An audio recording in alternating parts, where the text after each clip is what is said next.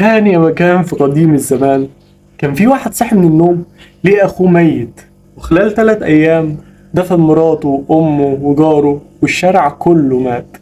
كل ده بسبب مرض، وكل الناس كانت بتصلي إنها تموت قبل ما المرض يجيلهم.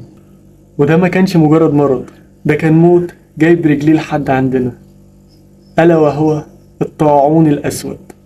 علشان نكمل اشترك في القناة، فعل زر الجرس، ويلا بينا.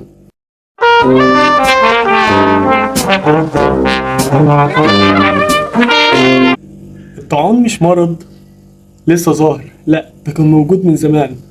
بس في سنة 1347 حصلت الكارثة. سفينة جت من آسيا لأوروبا، وبعدها الناس بدأت تموت. المرض كان بيموت كل الناس، ما كانش بيفرق بين فقير وغني، بين رئيس وواحد عادي من عامة الشعب.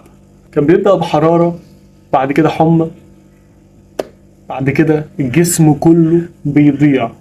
العقد الليمفاوية تورم لدرجة الرعب، حرفيا تشوف الإنسان تترعب من شكله. بقعة سودا بتظهر في الجسم كله، نزيف من الأنف والفم. انت متخيل المنظر؟ الناس في خلال 3 أو 5 أيام بتكون ماتت. كان اسمه بلاك ديز. ده ما كانش اسم مجازي، ده كان حرفيا ان الناس كانت بتموت واسودات كامل بيغطي جسمهم.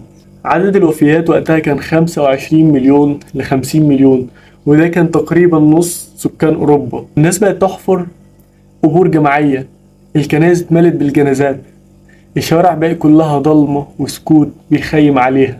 كان في ناس كتيرة شايفينها ان ده عقاب من ربنا، وماشيين في الشارع يقولوا لهم صلوا ورجعوا ربنا علشان يرفع عننا البلاء ده. ناس تاني قالت ان اليهود سموهم البلد، وبدأوا يقتلوا اليهود اول ما يلاقوهم في الشارع كأنهم مرضى. كل ده كان بسبب فوبيا وخوف مش طبيعية.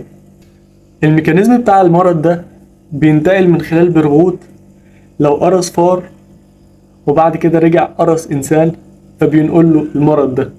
وطبعا الفار كان جاي في السفينة من اسيا لاوروبا، فمبروك عليك المرض.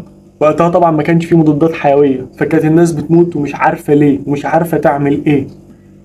كان فيه منه 3 انواع.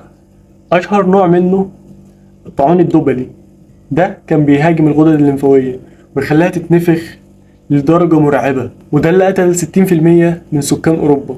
النوع التاني الرئوي، والرئوي ده نسبة 100% هتموت، مفيش مفر، لو جالك هتموت.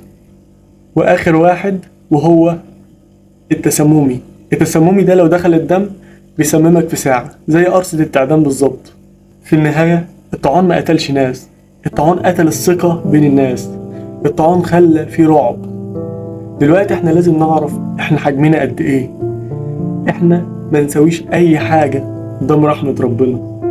ربنا في لحظة ممكن يجيب لنا مرض مش شايفينه بعينينا يدمرنا خالص، زي ما قتل نص اوروبا يقدر يقتل كل العالم.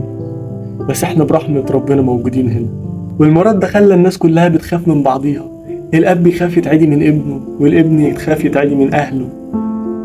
انا مش جاي اقولك ان الطاعون كان مرعب وخلاص، لا، انا بقولك ان الخوف يقتل اكتر من المرض.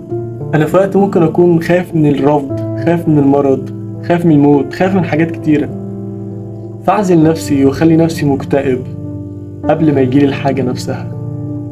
عيش حياتك طول ما انت فيها. وعلى رأي الشاعر: إن شر الجنات في الأرض نفس تتوقع قبل الرحيل الرحيلة.